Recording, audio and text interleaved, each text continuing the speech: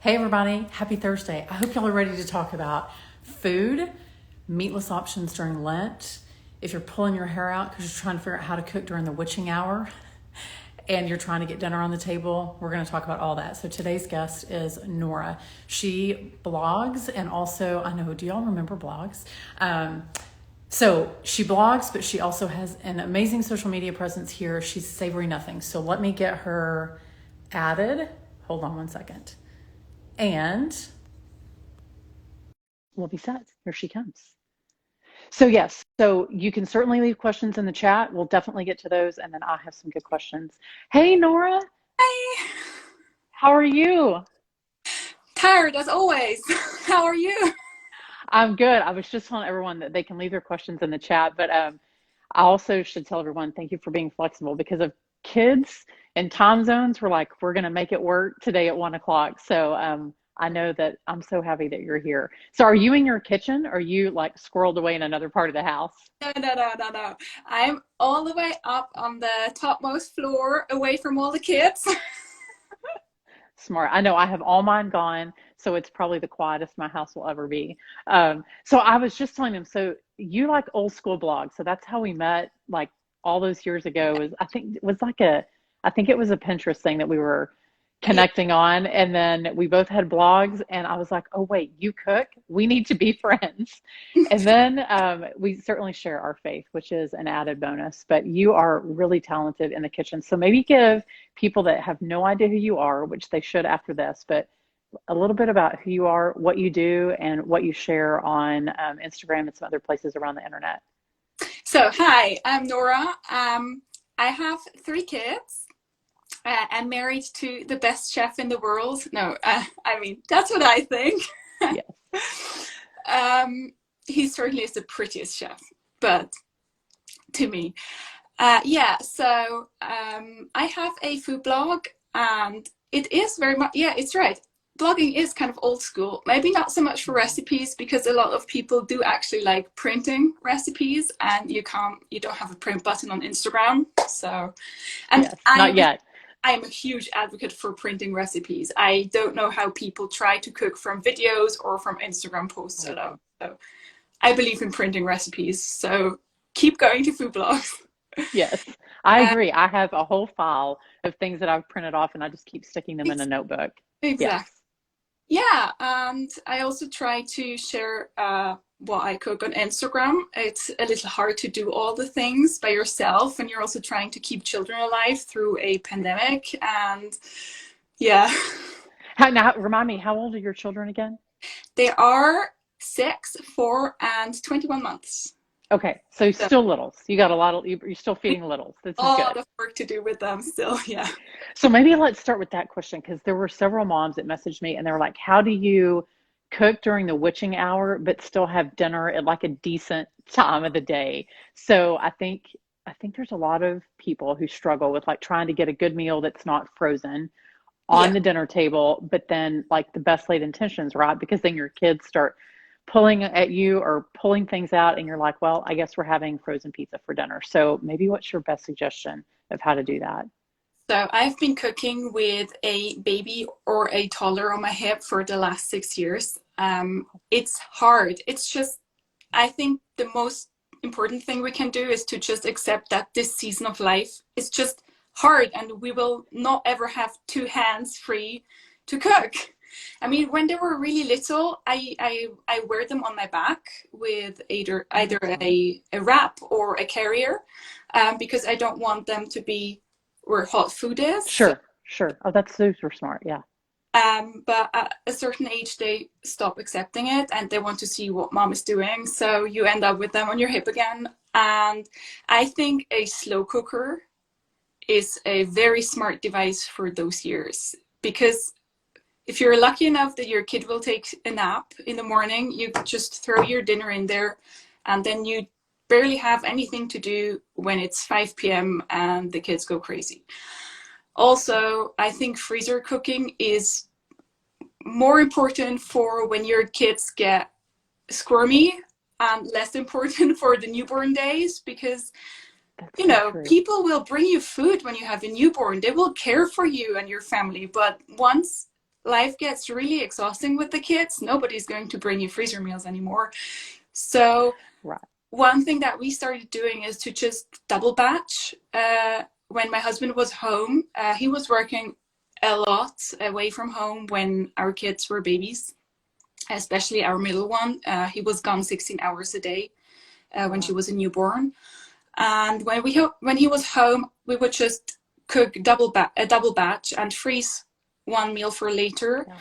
And then I could pull that out and have a frozen meal, but a home cooked frozen meal when we had a day when I knew I just wouldn't be able to get dinner on the table. And that was Yeah. extremely helpful. No, I'll second the freezer meals. Definitely. I think I was like you when I first had a baby. I was like, I made probably 60 days worth of frozen meals, which we didn't even get to until later. Thankfully, like I put the dates on there so we weren't eating something that had been frozen for 6 months. But yes, like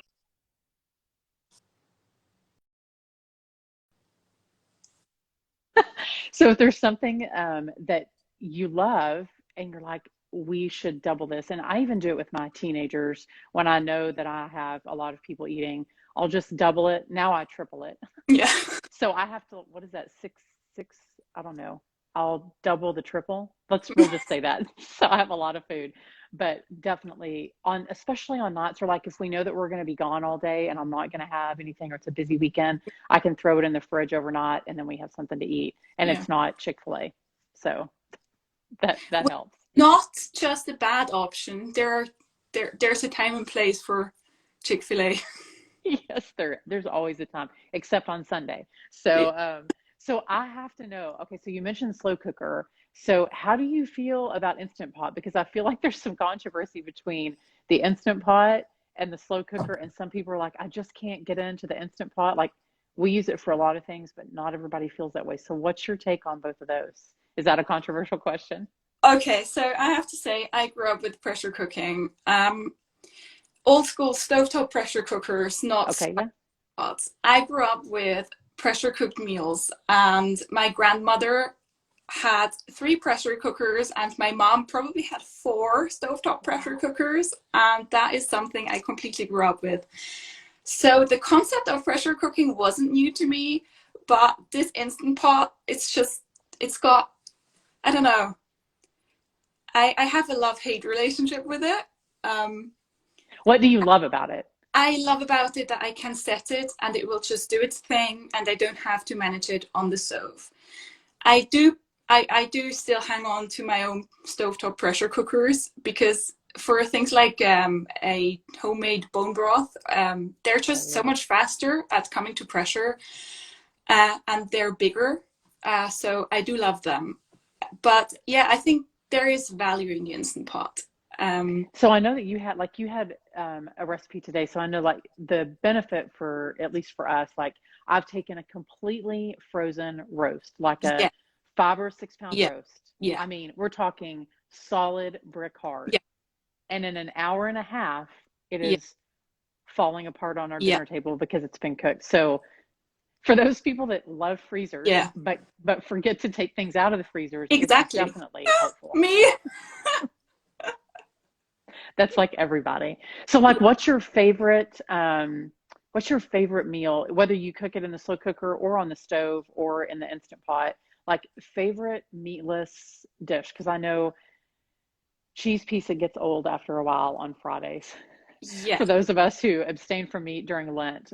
So what are some good, like absolutely Nora tried and true recipes that you use on Fridays?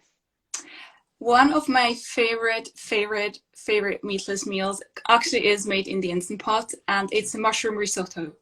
Oh, And I know we all think of risotto like something you need to stir for an endless amount of time, and it needs so much fussing. But actually, when you make it in the Instant Pot, it comes out extremely creamy, and it's barely any work. My family loves it. If you hate mushrooms, you can obviously make it without mushrooms. But yeah, it's a very simple, very easy meal, and it's yeah, meatless. and you had the great, I mean, you definitely had the macaroni and cheese that I think I posted the link to that earlier today. So that's a really good one. Do you have a good recipe for people that like maybe have to have something that's like gluten free or dairy free, like if they're looking for a good meatless option on Fridays? Yeah, fish tacos. Oh, all right. That's I like actually that. one of my favorites. I mean, you can use gluten-free corn taco shells. And actually, um, I have made fish tacos a lot of times with just frozen fish fingers lately because life has been Oh, so busy. brilliant. And then I'm sure there are gluten-free fish fingers, or you can just use fish. Fish works great in the air fryer. I love my air fryer now.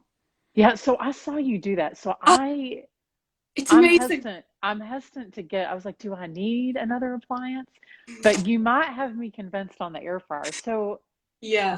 so it I just doesn't use throw oil fish at all? in the air fryer and they come out super crispy and it's quick and it doesn't make the entire house smell of fish.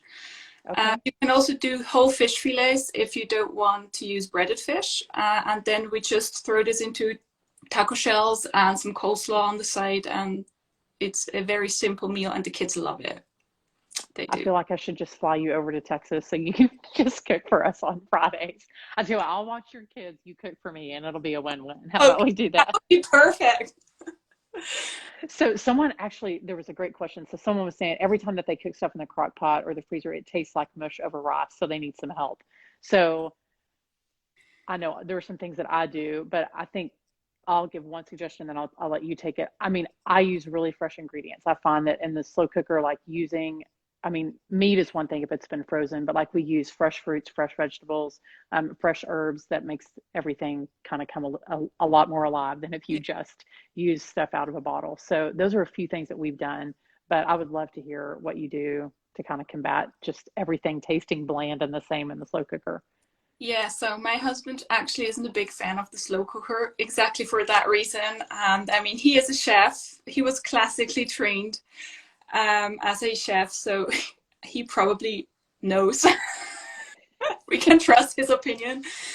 Yeah, what he believes is that there are things you can cook in a slow cooker, and there are things you should not cook in a slow cooker, and I agree with him.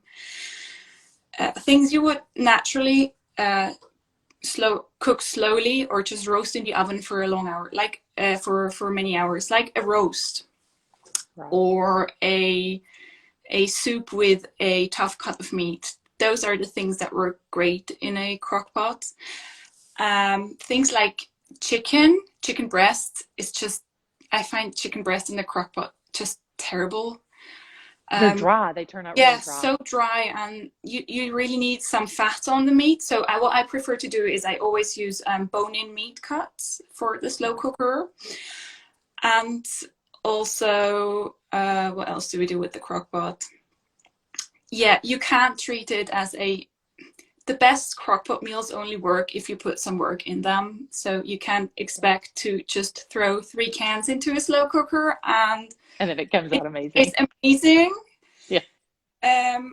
I think I just recently shared a crockpot chili. Oh, Um, it's been on the blog since I I think I've seen it. Yeah, started. yeah, it's a good one. I just updated it with new photos, and it's not a lot of work up front, but it's just brown the onion, saute the onion, and brown the meat, and just do a few little things before I put it in the crock pot, and it makes it taste a lot better than just putting the raw ingredients in there. And also, I know a lot of recipes use raw onion directly in the slow cooker, and the thing with onion is that it will just make the entire dish taste of raw old onion if you put the onion raw in there. So never, Fascinating. that's something I live by. I never put Okay. raw onion in the slow cooker. I always cook it in on the stove a little first, and that is something that really helps with flavor as well. Look at you with the good tips. I didn't know I was going to get that one. That's awesome. Um, so I brought my favorite kitchen gadget. So I did too. Oh I know no. you can see you had this. We did not plan that, y'all. We didn't even, I didn't even, No. she didn't even know that I was going to do that. Oh my gosh, that's awesome. This is the knife that we use for everything. It's, um, it's a Cutco, which they're super fancy knives, but we've had it for like 15 years, so it's pretty durable. But that's what we use. So I guess that's your ride or die kitchen Yeah. gadget. Yeah, so I have a Japanese knife. Very nice. It's very old. It's actually the knife my husband cooked with at the restaurant he was working at. Oh, that's So cool. yeah. So how does he feel about that? Like, so as the professional chef, did he like critique your cooking, or is he just like, I'm done, I do that all the day, all the day long. I definitely want you to do that. Like, what's that dynamic like living with a chef in the house who loves to cook? Obviously, that's his job. Yeah, so he doesn't work as a chef anymore. At first, it was when we first met. So our first date was him cooking dinner for me, and Oh, obviously it was amazing. And then that made me really anxious to cook for him, and then later right. to cook in front of him, and yeah, that was something I really had to get over. But he is actually the sweetest. He's not judgmental about cooking at all. He will eat anything I put in front of him. But I So bet it's been a really beautiful, I mean, the fact that you love cooking yeah, and that you love creating, I mean, that has to be a really beautiful shared love that the two of y'all have, and probably a really beautiful part of your marriage too. yes, it is. And I really enjoy cooking just for fun, not for work with him. That is a really, yeah, that's something we really love to do together, cooking I together. love that. I love that. All right, so let's talk about picky eaters. Uh, I have a couple of picky Hot. eaters at our house.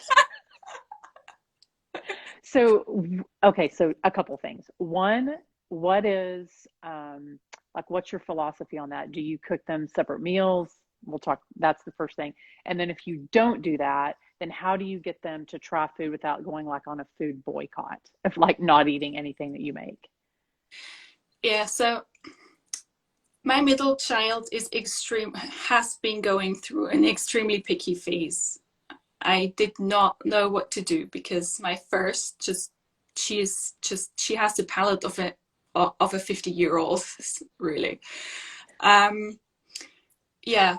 Uh, I found I wrote this down. I have found a great resource from the Children's Hospital in Oakland, Oh, very nice. and we actually printed their chart of what to do and what not to do. They have a great chart. You can look it up, Children's Hospital Oakland, picky Okay. eating. And they have a great chart that we printed and kept on hand because we really wanted to avoid the power struggles around the dinner table.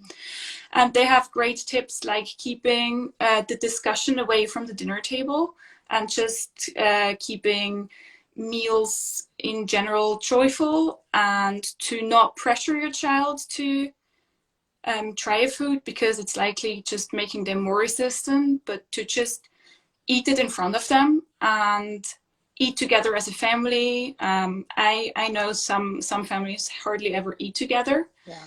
and that's something we really tried to make daily. Um, to do daily, and I know it's hard to fit it into schedules, and once your kids get older and they go off to sports and everything, but I think when they're now that hours are still so little, it's very valuable to just, it's also stressful to sit down with them because they all need help, and the 21-month-old will have food everywhere and my picky eater will not eat, and it's a circus, but I think in the long run it's going to be worth it. And yes, so yeah, I personally have a history of eating disorder Okay. as a teen and a young adult. And I read a lot of books on that. And one thing I read from studies is that arguments and fights around the family dinner table can contribute to somebody who has the disposition for developing an eating disorder to Mm. just strengthen that disposition.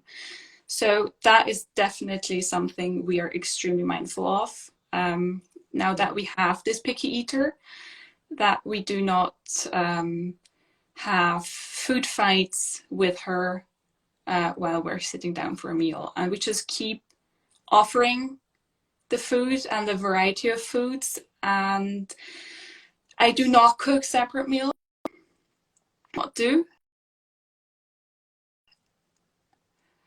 Um, one tip I saw from a mom. She is a food writer for the New York Times. Oh. It's Melissa Clark, and I love her. And I watched a video with her, and she keeps, when they have leftovers from a meal, and it's just a small portion, she will freeze it.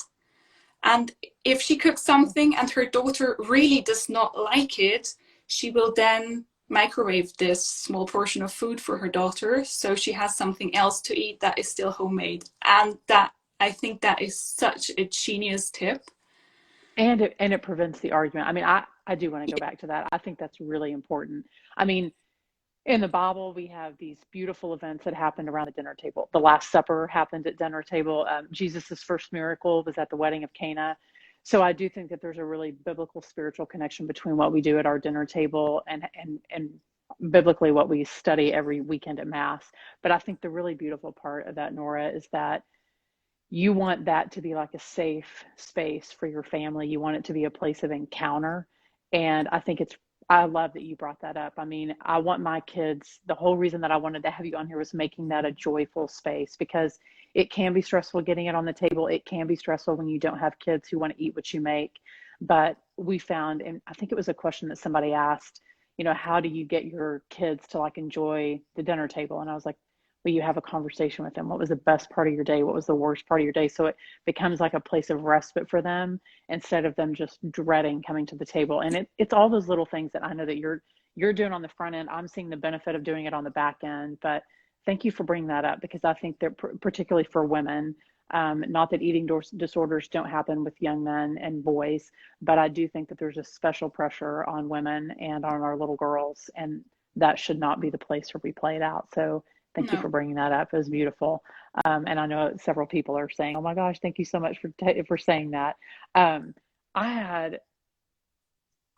yeah. So when it comes to, speaking of faith, so how do you, I guess, let me ask, do you take some of the things that you cook and sort of match those up with the liturgical year? Do you kind of say, oh, obviously Lent, but like there's this feast day, I'm going to do that? Or are you just a little bit more organic at your house when it comes to matching food with what goes on at the dinner table? I think that is something my mother-in-law is the matriarch of the family in this regard. So, okay, I have a rabbit hole. My mother-in-law and my father-in-law, they were both, she was a Catholic sister, and he was also a priest. And they met at a convention and fell madly in love. Oh my gosh. And then they sent a letter to the Pope asking to be excused from the services, but to stay on and serve the church in other ways. And it was granted. And wow. They got married and had 3 kids. And that is just an amazing story. I love that about it. It's so beautiful. It is beautiful. I did not know that story about y'all. Yeah. Oh my gosh. It's such a sweet story. And they definitely live a deeply spiritual life. Of course. And so they come from Eastern Europe. And she has all those recipes, the Easter recipes, and they're absolutely not recipes anyone outside of Eastern Europe will probably know, but then I will ask her for those recipes when we FaceTime daily with them. And then when I see her making something, I will ask for the recipe, and then we will make it as well. And so that is how we bring it. I love that. I think you bring up a really important thing, is that every family has their own history and has their own story. And so there are definitely beautiful resources to bringing food liturgically into the calendar, but also to your dinner table, but also bringing that family component. I know my family grew up Germany. And so there's a lot of like things Yeah. that we make that are very German that other people be like, what's Bierox? But Yeah. sometimes it's the only way I eat cabbage. But there's some really beautiful connections, I think, to that, connecting to your family, which I think in turn connects you to your roots and ultimately your faith. But yeah, that's how fun though that they have that beautiful story. I love it. I love it. So Nora, if anyone is wanting to just be a better chef in the kitchen, maybe they don't feel particularly gifted in the kitchen, but it's something that we all have to do every day. We either have to go buy food and purchase it and have someone else make it, or we're the ones that have to make it. Like, what is your best encouragement or your best suggestion to people that feel very intimidated by the kitchen, but they want to be better in the kitchen? Like they want to feed their families better, and it's a new skill that they kind of want to take on and learn. I think that's exactly the point. It's a skill, and we have to treat it as such. Nobody goes into the kitchen and is amazing. And I think it's like riding a bike. You just have to start very slowly, and at first you will fall, and you will make meals that are not the greatest, and it's okay. And I think the most important part is to learn techniques. So if you know how to cook really great pasta, and you know how to use a knife in the kitchen for the most common vegetables, and you know how to cook meat, just basic cuts of meat, then that is already very, very helpful. And I think the great thing about our time is that there are so many resources out there now. You Yeah. can find videos on how to slice onions and everything. And I think that is so great. It's amazing. It's everything. We all have smartphones, or we wouldn't be on Instagram here together. Right. Right. So our fingertips. I was just talking about this with my two brothers, especially my 24-year-old brother. He hasn't been living on his own for a very long time, and my mom is quite possessive of her own kitchen. So yeah, and I just asked him how he's doing with cooking, and he said that he loves cooking from food blogs who have step-by-step photos, and he loves watching videos, because he feels like he can learn something. And it's true, there are so many great resources out there. You can even just scroll through reels now on Instagram, and you will have, you should not scroll too much because it's going to be such a waste of time. But yeah, I think not that you are speaking from experience or anything, no, right? no, no. Yes, and I think also just keeping things simple is extremely important. We do not need to impress anyone on Instagram by showing our amazing 3-course meal. We just need to cook something and share it with the people we love the most in the world. And I think that's what's important about cooking for your family. You just want to make great food and share it with your people. Yeah. And That's so good. That's so, I mean, that almost makes me tear up when I think I'm actually sitting not too far away from our dining room table, and I think of so many good meals that we've eaten there, but it really isn't the meal. It's the meal that brought us together, but yeah. it was the conversation, and people that I just adore and love were sitting at our table and eating with us. And maybe if that's what we can keep in mind when we're cooking, it's not like, is it chef worthy, but is there a lot of love in it? We still laugh about the time I made some casserole and I used sweetened condensed milk instead of milk. It was so bad. We still laugh about that. And my husband was like, never make that again. So there's also some good stories that come from that. So what's your, I guess we'll end it with this because I want to be mindful of everybody's time, but like, Nora, what's your favorite thing to cook of all the things that you make? Like, what's your for sure favorite thing to make? My favorite thing to cook. This is a very good question because I cook so much for work, and I think my favorite, so you mentioned that your family comes from Germany.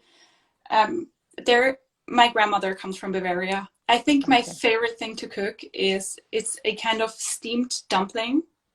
Oh. And it's sweet. It's a yeasted dough, like a brioche dough.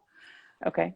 Then you shape it into balls, and you place it in a heavy bottom pot with some milk and sugar and vanilla, and then you close the lid, and it kind of steams in the milk, and they just puff up. It's very, very, see, German food is difficult to explain, but No, but it's it sounds delicious. Do you so have that on your blog? no, but I have a plan to put it on the blog. Oh, good. Okay, definitely tag me when you do that because I I will. definitely want to do That that is for sure. just, it's such a sweet memory. My grandma would always cook this Oh, for us when we visited. Um, and yeah, that I think that is my favorite thing to cook and to eat. it sounds delicious, but it also sounds like it carries a lot of beautiful memories too. Yeah. Those are always the best kind. Nora, I'm so glad that we were finally able to do this. Like, Yeah, I know we're not in person, but we're as close as we're going to get for yeah, a little while. But I have loved what you share on blogs and now on social media for a long time. I think you're incredibly talented. You're very humble, but the things that you make are easy for people to make, but they also are really they're so good. You're like saving dinners for so many women around the world. So thank you so much for jumping on today. And if you don't already follow Nora, so tell people where they can find you on social media and then where they can find your blog. So in case they want more recipe ideas. I'm Savory Nothings everywhere, like in sweet nothings, but savory, which was I love it. extremely cute back when I started my blog, and now it's sometimes confusing people. But yeah, No, that, it's great. So you should definitely follow Nora. So next week, I'm going to talk to one of my good friends. Her name's Carolina. She's a party planner. So we're going to talk about we're going to take food one step further into how you make people feel welcome in your own home. But Nora, thank you for this afternoon. I'm glad we could like work out kids' schedules yeah. and make it work. But you were amazing. All right. Y'all go follow Nora and I'll talk to y'all later. Have a beautiful weekend. Bye, Nora. Bye, Kathryn.